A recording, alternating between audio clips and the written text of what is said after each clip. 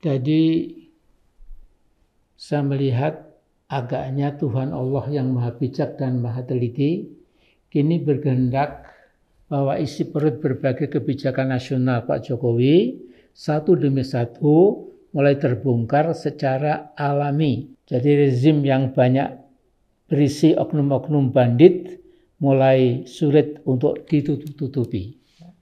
Coba bayangkan saudara-saudara sekalian, kejadian yang nampaknya kecil sekelibatan, skalanya juga cuma lokal, tiba-tiba dengan kehendak Allah itu meledak, dan terkuaklah berbagai kebusukan dalam manajemen negara di bawah kendali dan supervisi Pak Jokowi. Coba kita pikir sejenak ya. Peristiwa penganiayaan sangat sadis yang dilakukan oleh seorang pemuda terhadap saingannya dalam bercinta tiba-tiba diliput secara sangat luas. Karena bapak si penganiaya, petugas dinas pajak, ternyata dia kaya raya dan suka pamer kekayaan. Nah, Sri Mulyani pura-pura kaget. Dalam lembaga resmi yang dia pimpin, kok telah terjadi kejahatan yang memalukan.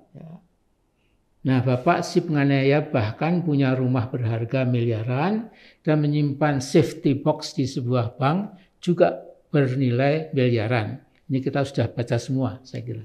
Nah, PPATK itu mempunyai data transfer uang haram yang terjadi di antara sesama bandit pajak antara 2003 sampai sekarang, yang meliputi uang sebesar 400 triliun rupiah.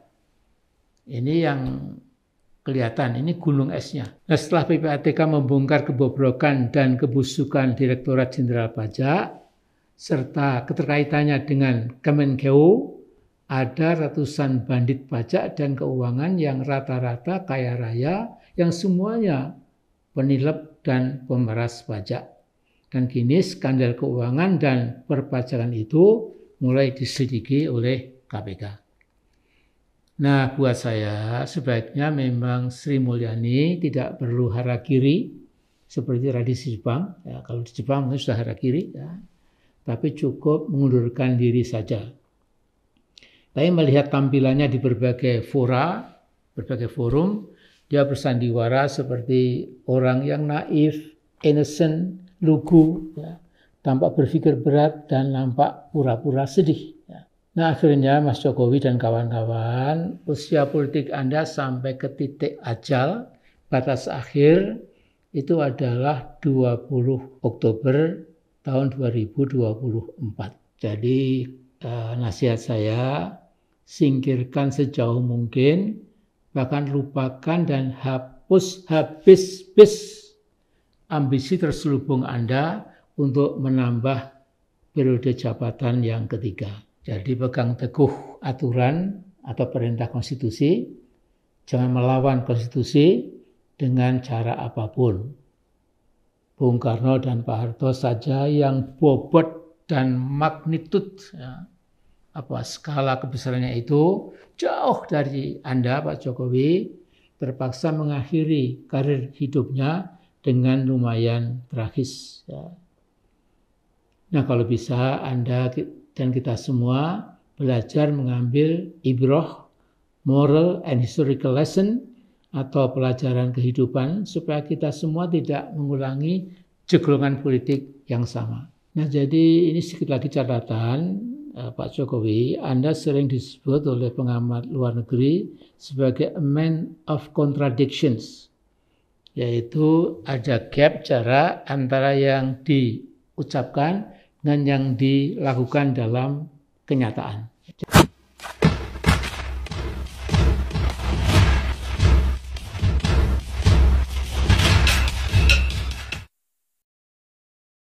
Saya ikut prihatin dengan pola pikir seorang Profesor Amin Rais, kakek tua ini, yang selalu berpikir jika ada korupsi itu yang salah adalah Jokowi.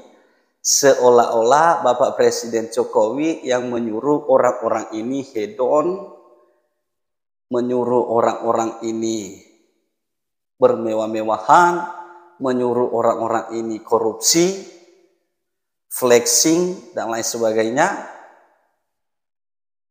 Mana ada seorang presiden menyuruh pejabat pemerintahan untuk korupsi? Pak Amin Rais,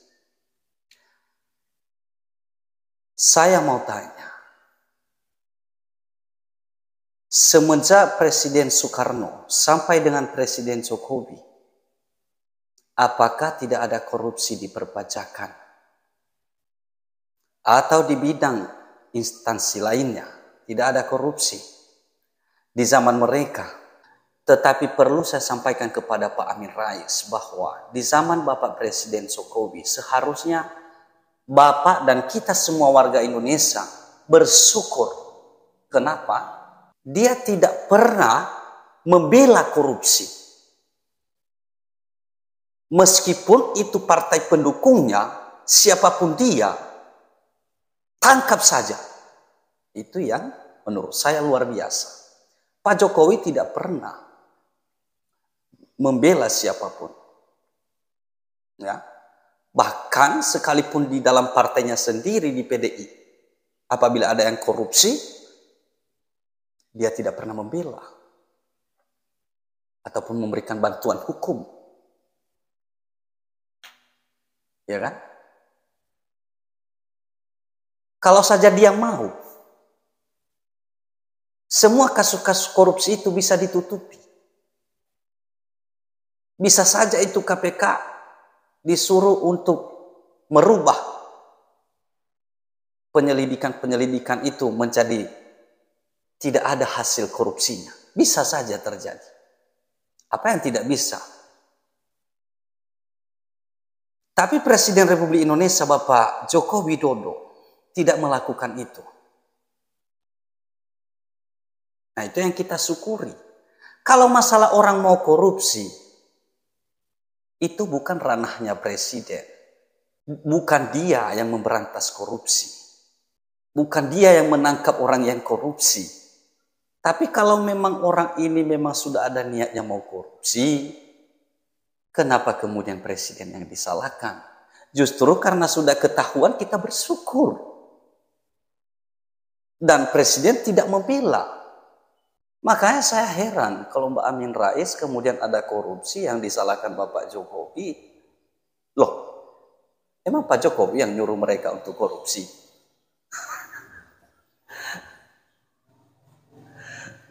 Aduh, Mbak Amin. Hanya di zaman Pak Jokowi inilah banyak yang ditangkap orang yang korupsi. Sebelum-sebelumnya itu, sebelum Pak Jokowi, nggak mudah orang menangkap yang korupsi-korupsi itu. Saya nggak tahu kenapa. Ya, saya nggak tahu kenapa tidak bisa ditangkap mereka yang elit-elit tinggi itu. Tidak mudah. Tapi di zaman Pak Jokowi, saya melihat bahwa integritas Pak Jokowi itu luar biasa. Dia tidak terikat kepada siapapun. Sehingga dia tidak mau intervensi. Ya kan? Makanya kalau ada yang terlibat korupsi langsung ditangkap.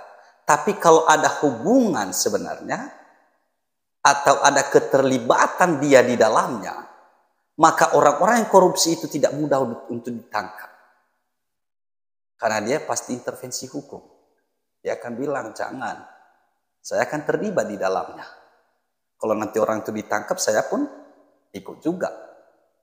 Tapi karena dia tidak terlibat, maka dia dengan berani, silakan tangkap. Proses hukum.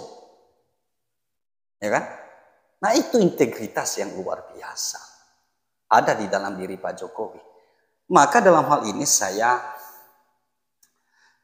sedikit memberikan pesan kepada Pak Amin Rais. Anda kan sudah tua, Pak. Jadi sebaiknya Anda istirahat. Ya. Urusan politik saat ini di Indonesia, silakan serahkanlah kepada anak-anak yang muda gitu ya, masih kuat visinya. Ya, jadi nanti akan terganggu pola pikir Pak Amin Rais di zaman tuanya. Kalau Anda mencampuri terus urusan politik.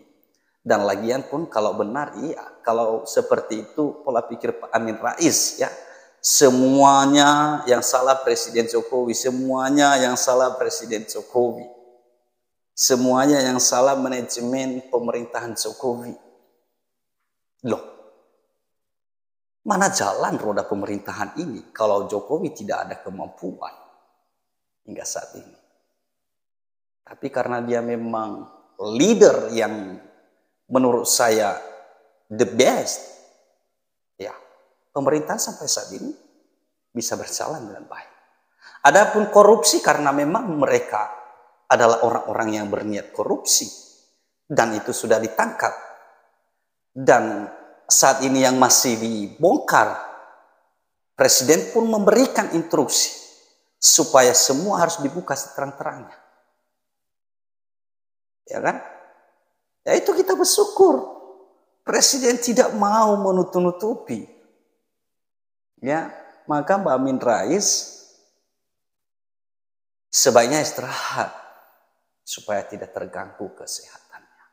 Itu saja pesan saya. Ya, karena seharusnya kita memberikan dukungan kepada Pak Jokowi supaya dia memiliki kekuatan. Karena dia hanya manusia tanpa campur tangan Tuhan untuk menolongnya, memimpin bangsa ini. Dan juga dukungan-dukungan moral ya dari orang-orang yang memiliki pikiran yang baik di negara ini. Sehingga dia bisa kuat untuk menjalankan fungsi dan tugasnya sebagai Presiden Republik Indonesia. Itu saja pesan saya dan juga bisa saya sampaikan. Terima kasih. Saya Rius Warubu, RW dari Pulau Nias di ujung Sumatera Utara. Sampai jumpa. Salam Nusantara.